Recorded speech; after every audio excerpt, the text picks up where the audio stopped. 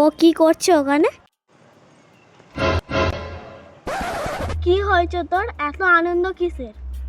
একটা বন্ধুর ঝেপে এত লিখেছি, মা সরস্বতী যদি নিজেও পৃথিবীতে চলে আসে 382 কম আমাকে নাম্বার পাওয়াতেই পারবে না।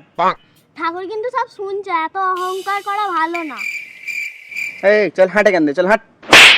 হ্যাঁ, যত সব। আচ্ছা বাচ্চু, তোকে দেখাচ্ছি।